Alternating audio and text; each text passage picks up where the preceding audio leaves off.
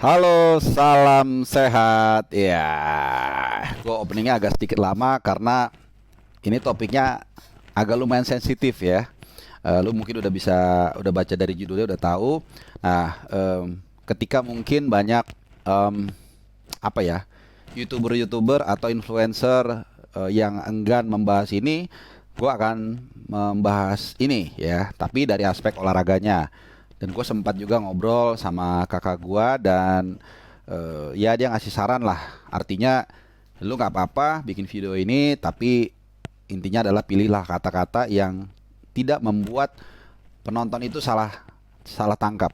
Nah ini penting ya, karena kadang-kadang maksud yang sama kalau kita gunakan dengan kata yang berbeda, orang bisa nangkepnya berbeda. Nah, eh, kenapa gue mengangkat topik ini? Karena memang gue harus menunjukkan standing point gue yang clear ya. Gue bukan dalam ini disclaimer dulu ya. Ini bukan dalam rangka untuk kubu-kubuan ya, bukan seperti pilpres. Wah, gue pro ini pro itu, gue nggak suka lo nggak. Tapi ini murni adalah kekonsernan gue terhadap olahraga ya. Eh, kita tahu lah bahwa 2 minggu terakhir ini ada berita yang paling menyita perhatian dari seluruh dunia, yaitu pecahnya atau perang antara Ukraina dan Rusia. Dan masalahnya adalah perang ini bukan hanya ya perang fisik, tapi juga perang yang merambat ke berbagai eh, teritori, berbagai sektor ya, ekonomi, politik, bahkan juga ke sport atau olahraga, khususnya sepak bola ya, karena concern gue adalah sepak bola. Nah, kita juga udah tahu dan gue yakin sebagian besar dari lu tahu bahwa FIFA dan UEFA sudah memban tim nasional Rusia dan juga klub Spartak Moskow yang saat ini ada di di Europa League untuk tidak bisa melanjutkan kiprah mereka.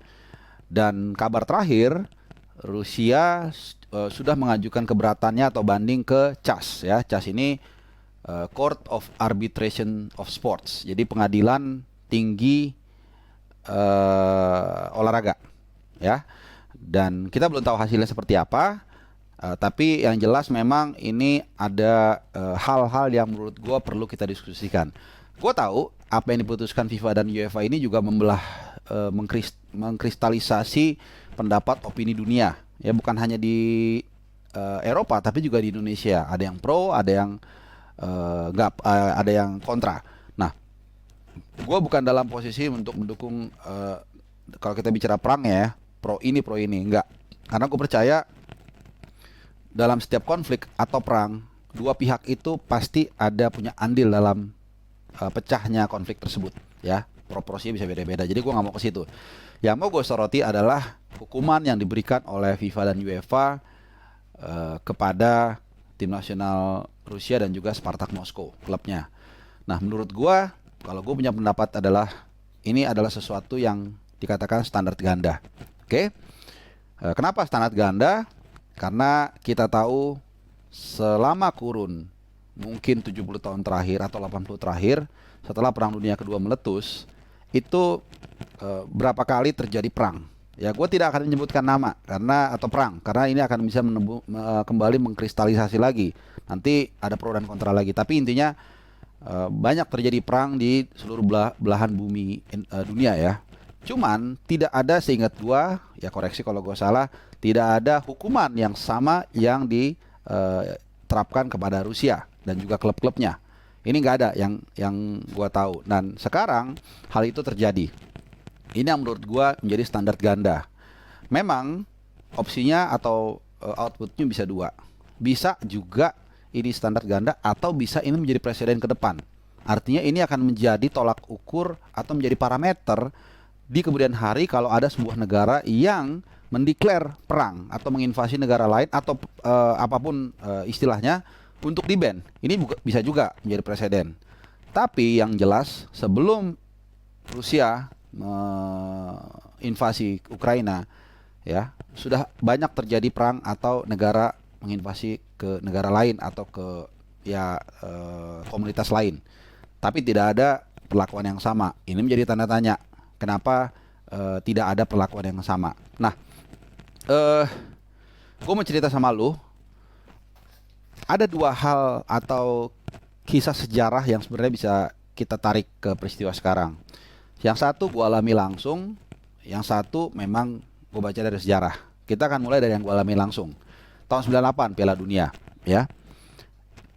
Gue ingat waktu itu di pertandingan di grup, Iran bakal ketemu dengan Amerika Serikat. Nah ini. Dan waktu itu gue belum terlalu tahu apa sejarah atau cerita di balik pertemuan tersebut.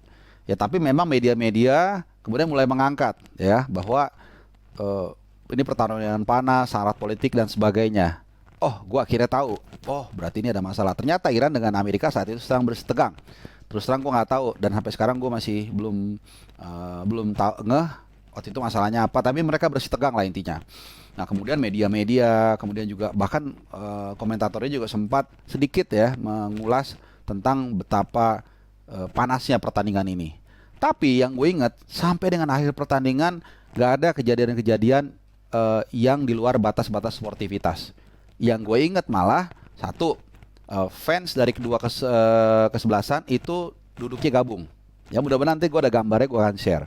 Kemudian yang kedua, setelah pertandingan itu pemain Iran dan Amerika foto bareng. Foto bareng.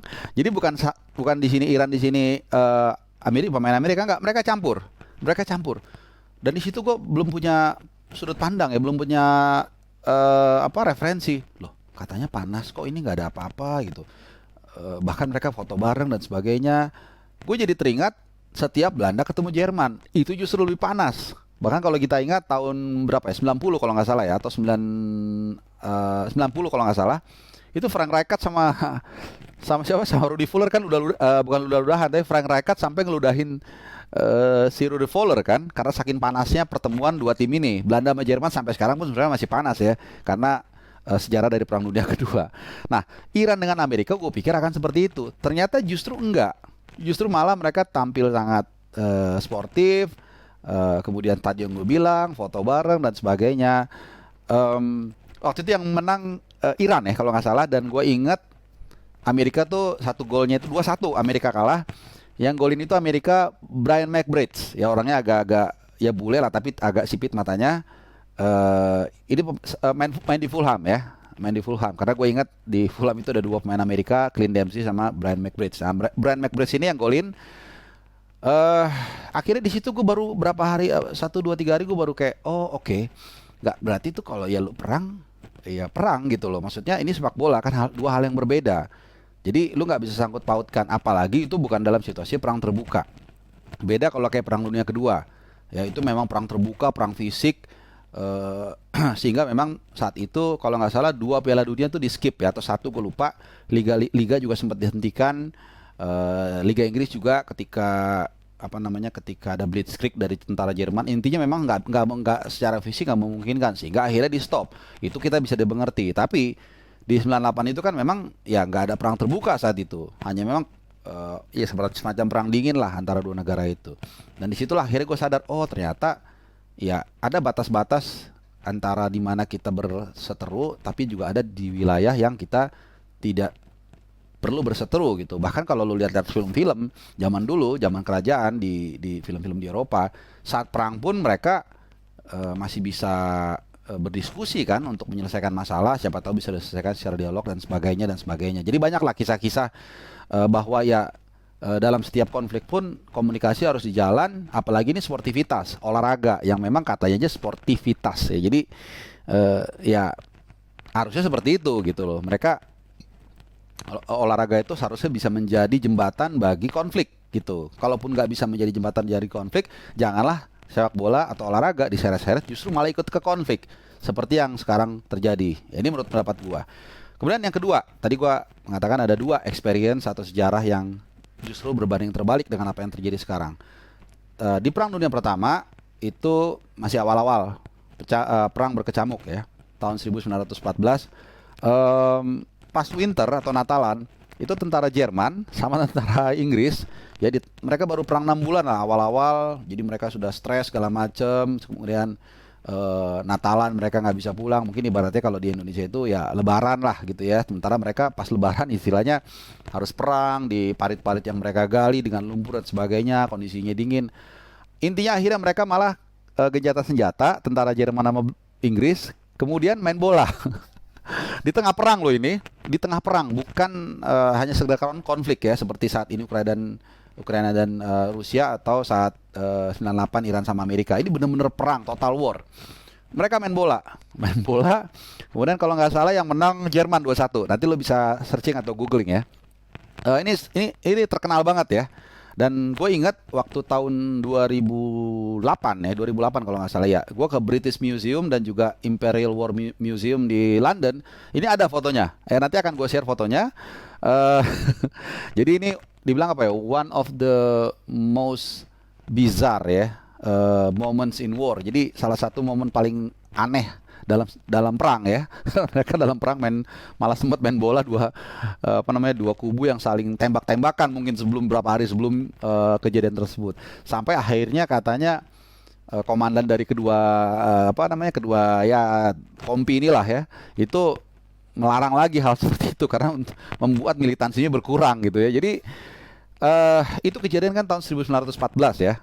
Artinya 108 tahun yang lalu kurang lebih, atau saya mungkin 107 atau 108 tahun yang lalu. Justru di era satu abad yang lalu, olahraga justru bisa mempersatukan dua kubu yang lagi konflik gitu. Ini yang luar biasa menurut gua.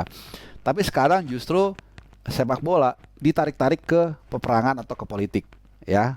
Ini yang menurut gua, kalau kita bicara peradaban, terjadi kemunduran ya. Sekali lagi ini standing point gua tidak memihak ke siapapun.